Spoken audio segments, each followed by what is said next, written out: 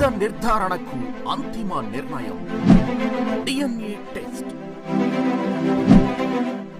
ఉన్నది ఉన్నట్లుగా వాస్తవాలను శోధించి వివరించే మన DNA టీవీ, మన రాష్ట్రం, మన ఛానల్.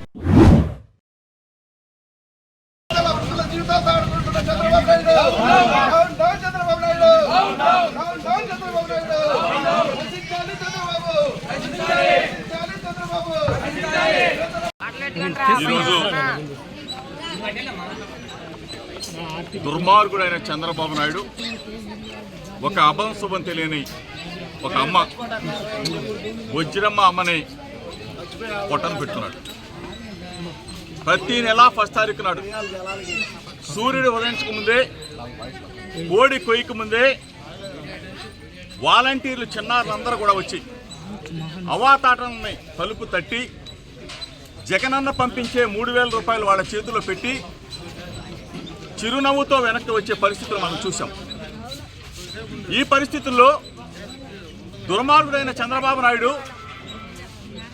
వాలంటీర్లైన చిన్నారులు 1 తారీఖు నాడు పెన్షన్ ఇవ్వకుండా హైకోర్టుకి వెళ్ళి స్టే తీసుకొచ్చి రాక్షత ఆనందం పొందుతూ ఈరోజు గడిచిన 3 రోజులుగా అవాతాతలు, వృద్ధులు, వికలాంగులు,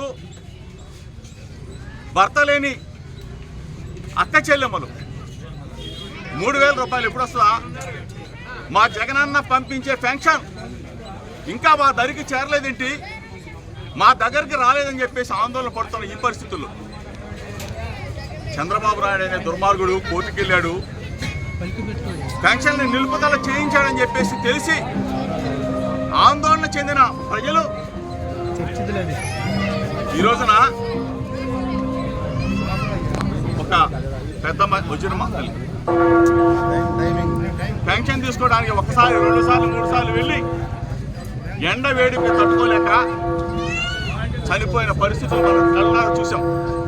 ఇటువంటి పరిస్థితులు చాలా మంది ఈ రాష్ట్రంలో ఉత్పన్నమవుతూ ఉన్నారు. ఎంతమంది నిరుపేదలు, ఎంతమంది అక్క చెల్లెమ్మలు, వృద్ధులు పెన్షన్లు తీసుకుంటారు, వికలాంగులు ఎక్కడికి వెళ్ళి తీసుకుంటారు?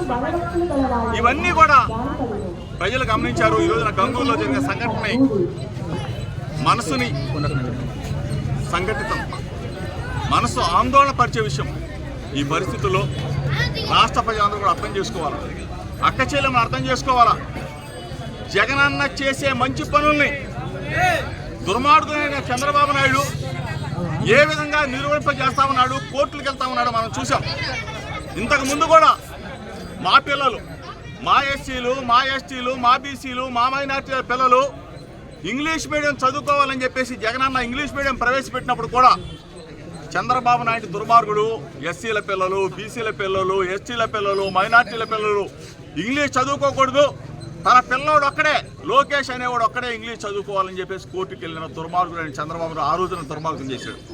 ఈ రోజున మరలా హైకోర్టుకి వెళ్ళి వృద్ధులు ఏం చేశారు రా బాబు చంద్రబాబు నాయుడు, వితంతువులు ఏం చేశారు, వికలాంగులు ఏం చేశారు? జగనన్న ఇచ్చే పెన్షన్, ఇంటికెళ్ళి తలుపు తట్టి ఇచ్చే పెన్షన్ నీకెందుకంత కడుపుమంట, నీకెందుకంత బాధ?